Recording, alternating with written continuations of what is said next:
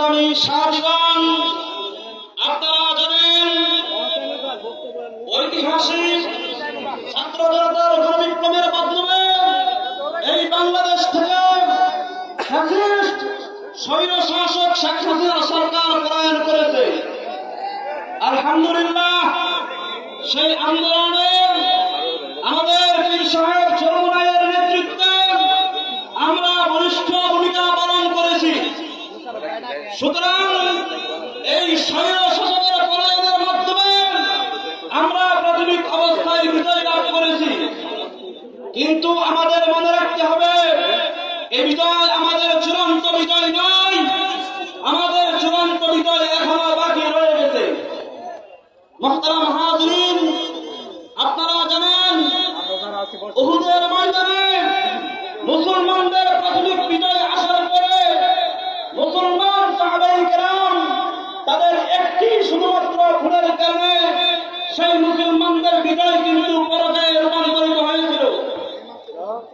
আল্লাহ রাব্বুল আলামিন কুরআনে বলেছেন, ওয়ালাকাদ সাদাকাকুমুল্লাহু ওয়া'দাহু ইয তাহুসসুনাহুম বিইذনি হাত্তা ইযা ফাশিলতুম ওয়া তানাযা'তুম ফিল আমরি ওয়া আসাইতুম মিন বা'দি মা আরাকুম মা তুহিব্বুন। আল্লাহ তাআলা উহুদের ঘটনাকে স্মরণ করে দিয়েছেন মুসলমানদেরকে।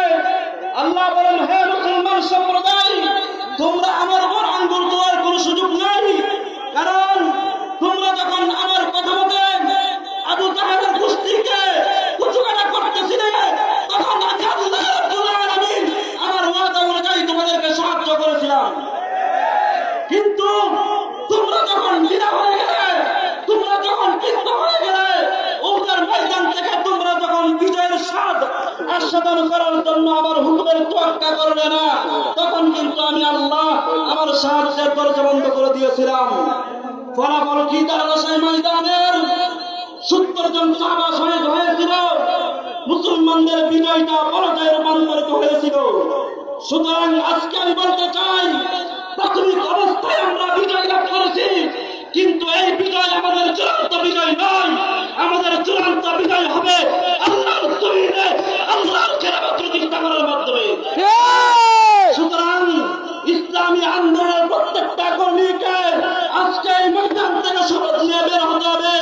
আল্লাহর জমিনে যতদিন পর্যন্ত ইসলাম কায়েম হবে না, ততদিন পর্যন্ত আমরা শান্তিতে বিশ্বাস নেব না।